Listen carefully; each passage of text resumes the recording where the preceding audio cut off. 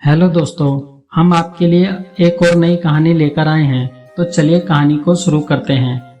मेरा नाम सोनम है और मैं दिखने में बहुत खूबसूरत और हसीन हूँ। मेरा जिस्म शुरू से भरा हुआ है। मैं 29 साल की हूँ, मगर मैं बहुत ही गरीब हूँ। मेरा घर एक छोटे से गांव में है, जहाँ हम अपने माता पिता के साथ 3 बहनें रहती हैं। हम बहुत ही गरीब थे। घर की हालत बहुत खराब थी। मेरे बाबा मजदूरी करके कुछ पैसे लाते, जिनमें से वह कुछ पैसे अपनी अय्याशी में उड़ा देते थे। कभी कभी तो वह सारे पैसे दारू पीकर बर्बाद कर देते थे। अगर माँ इस बात पर बाबा से कुछ कहती तो बाबा दारू पीकर माँ को पीटने लगते थे। माँ कहती कि घर में 3 बेटियां हैं, इनका घर कैसे बचेगा। माँ की बात पर बाबा को और गुस्सा आ जाता, फिर वह और ज्यादा पीटने लगते थे। बाबा के इस बर्ताव से माँ बहुत परेशान रहने लगी थी। फिर उसने भी पड़ोस के घरों में काम करने जाना शुरू कर दिया। माँ की कमाई से घर तो चल रहा था, लेकिन वह उन पैसों से अपनी बेटियों की शादी नहीं कर सकती थी, क्योंकि आजकल बगैर दहेज के किसी की भी शादी नहीं होती और हम तो बहुत गरीब थे। अपनी माँ को परेशान देखकर मुझसे रहा नहीं गया, तो मैंने भी दूसरे घरों में झाड़ू लगाना, बर्तन धोना, पोछा करना, सफाई का काम शुरू कर दिया। माँ मुझसे कहती कि बेटी तुम रहने दो, मगर घर की हालत देखकर मुझे बहुत रोना आता था। बाबा हर रोज शाम को दारू पीकर आते और माँ के साथ झगड़ा करते थे। मैं अपनी बहनों से बड़ी और जवान हो चुकी थी, इसलिए मुझे यह सब कुछ बहुत बुरा लगता था। मैं जिस घर में काम करने जाती, वहाँ के मालिक लोग भी मुझे बुरी नज़र से देखते थे, क्योंकि भले ही मैं गरीब थी, लेकिन खूबसूरती के मामले में मैं बहुत ही अलग थी। मैं इतनी खूबसूरत थी कि जो मुझे देखता मेरा दीवाना हो जाता। वैसे भी बड़े लोग हमेशा से गरीबों को अपने पाँव की जूती समझते आए हैं। वह यह नहीं देखते थे कि वह कितनी मजबूरी में यह काम कर रही है। उन्हें तो बस अपनी ख्वाहिश को पूरा करना होता था। मेरे मालिक की भी यही ख्वाहिश नजर आ रही थी, जिसे मैं बाखूबी समझ सकती थी, लेकिन घर की हालत की वजह से मुझे वहाँ काम करना पड़ रहा था। वैसे भी यह तो हर आदमी की फितरत में होती है। मैं जिस घर में काम करने जाती, वहाँ भी मुझे यह सब कुछ सहना पड़ता। अब ऐसे ही 3 महीने गुजर गए थे। फिर एक दिन मेरे बाबा के साथ एक बहुत अमीर बूढ़े आदमी हमारे घर पर आया। वह 60 साल का लग रहा था। वह मेरे बाबा से कहने लगा कि मैं तुम्हारी बेटी से शादी करना चाहता हूँ। उसकी बात सुनकर मेरी माँ कहने लगी कि तुम तो 60 साल के हो और मेरी बेटी अभी 25 साल की है। भला मैं अपनी बेटी की शादी तुम्हारे साथ कैसे कर सकती हूँ। वह आदमी कहने लगा, देखो, इसके बदले में मैं तुम्हें बहुत सारे पैसे दूंगा, जिससे तुम अपनी बाकी बेटियों की भी शादी आराम से कर सकते हो। उसकी यह बात सुनकर मेरे बाबा ने हाँ कर दी, क्योंकि उन्हें तो पैसों से मतलब था। वैसे भी वह पैसे बहुत ज्यादा दे रहा था। मेरी शादी 60 साल के आदमी से तय कर दी गई। मैं ये सब कुछ देखकर परेशान हो गई और रोने लगी। मुझे अंदाजा हो चुका था कि मेरी जिंदगी बर्बाद होने वाली है। मैं सोच रही थी कि वह 60 साल का आदमी मेरे अरमानों को कैसे पूरा करेगा, क्योंकि एक औरत को वह सब नहीं मिलता तो जीने का कोई मतलब नहीं होता। माँ भी इस शादी से बिल्कुल खुश नहीं थी, लेकिन उस आदमी के दिए पैसों से वाकई मेरी बहनों की भी शादी हो जाती, इसलिए माँ भी इस रिश्ते के लिए मान गई।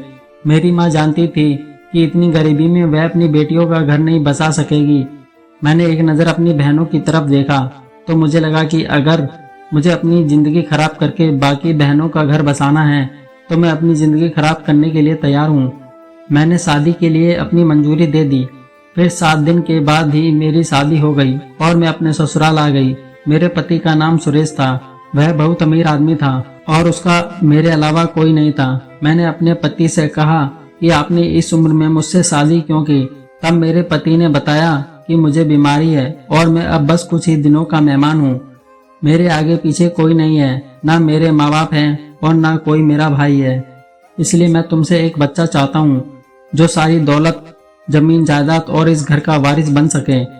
मेरे पति कहने लगे कि मेरे पास पैसों की कोई कमी नहीं है, इसलिए मुझे एक वारिस की जरूरत है जो कि मेरी संपत्ति की देखभाल कर सके। आज मैंने तुमसे शादी इसलिए की क्योंकि अभी इस उम्र में मुझसे कोई भी लड़की शादी करने को तैयार नहीं है।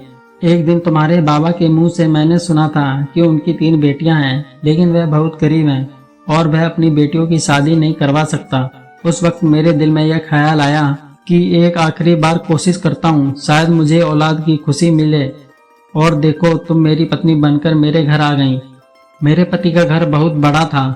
मैं एक छोटे से घर से उठकर इतने बड़े घर में आ गई थी, लेकिन मैं सोच में पड़ गई कि यह बाप कैसे बनेगा। यह सब सोचकर मैं बहुत हैरान थी। मेरे ससुराल में एक नौकर काम करता था। वह अभी 26 साल का खूबसूरत और ताकत वाला नौजवान था। उस नौकर को मेरे पति ने रहने के लिए कमरा भी दिया हुआ था, जिसमें वह रात को सोता और दिन में घर के सारे काम करता। मेरे पति ने कहा कि चलो मैं तुम्हें पूरा घर दिखा देता हूँ, अब इस घर की मालकिन तुम ही हो। मेरे पति ने मुझे सारा घर दिखा दिया और फिर मुझे अपने कमरे में लेकर चला गया। वह कमरा बहुत ही अच्छे से सजाया गया था। आहिस्ता आहिस्ता वक्त गुजरता गया और रात हो गई। रात का खाना मेरे पति ने अपने हाथों से बनाया था।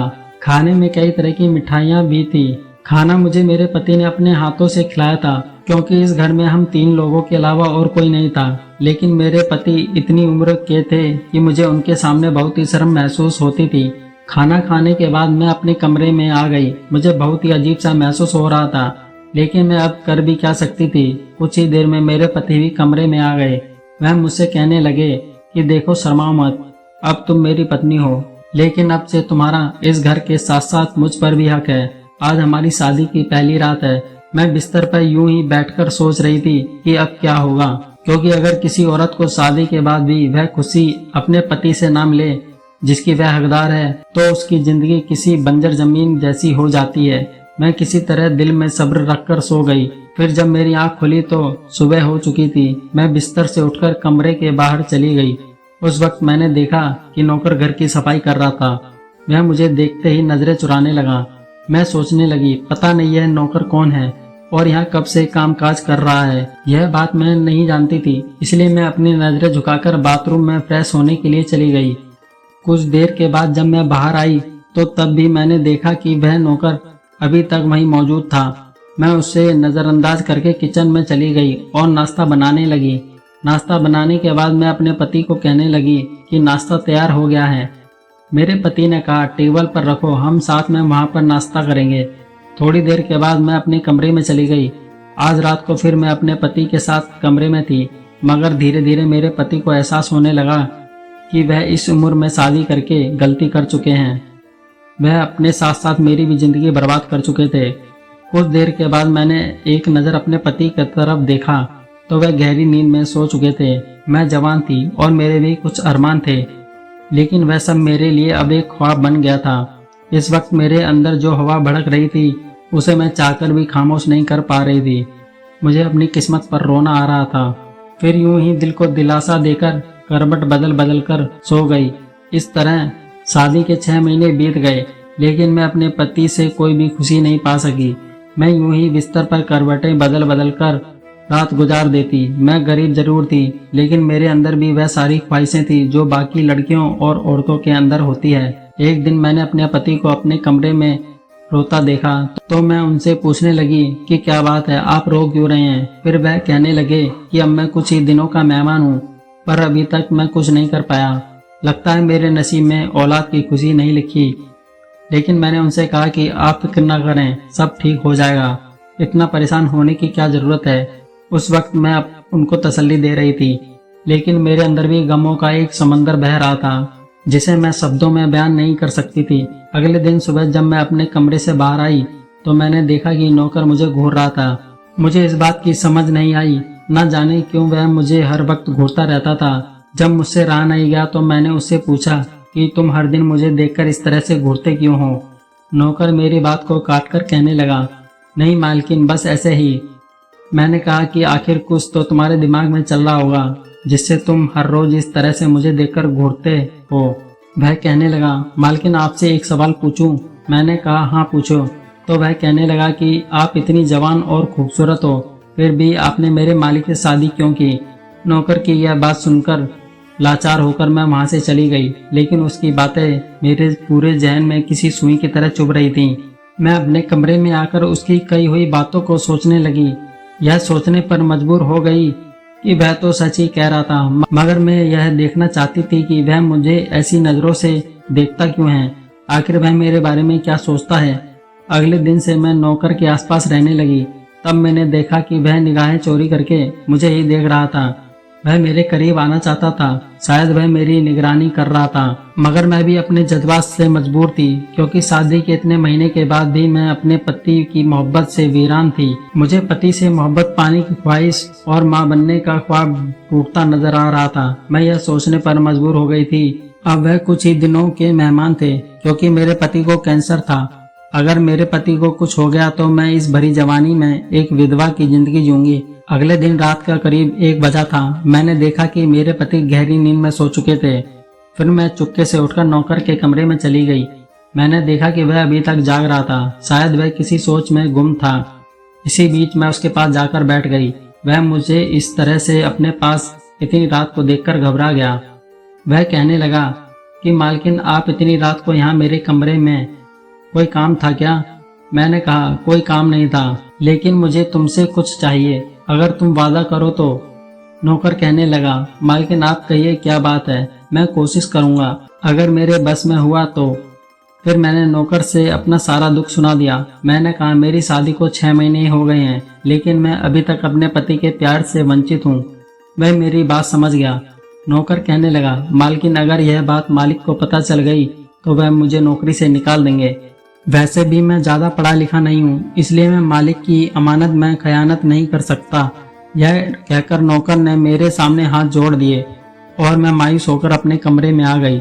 उस रात मुझे नौकर पर बहुत गुस्सा आया। मैंने सोचा सुबह अपने पति से बात करके नौकर को घर से निकलवा दूंगी, क्योंकि अब मेरा राज नौकर के पास था। वह कभी भी यह बात मेरे पति को बता सकता था कि मैं जज्बात में अंधी होकर उसके पास गई थी। अब मैं पछता रही थी, क्योंकि मुझे इस कदर जज्बाती नहीं होना चाहिए था। अगले दिन सुबह मैं जब सोकर उठी तो मैंने देखा कि मेरे पति अभी तक सो रहे हैं, जबकि हर दिन वह जल्दी उठकर बाहर चले जाते थे।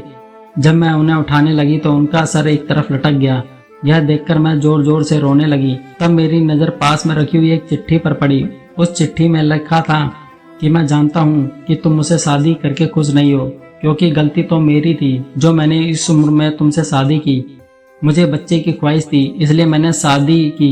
मैं अभी इस लायक नहीं हूँ कि मैं तुम्हें वह खुशी दे सकूं, इसलिए मैं अपने मरने से पहले अपनी सारी जायदाद तुम्हारे नाम कर रहा हूँ, ताकि तुम किसी और से शादी करके अच्छी जिंदगी गुजार सको।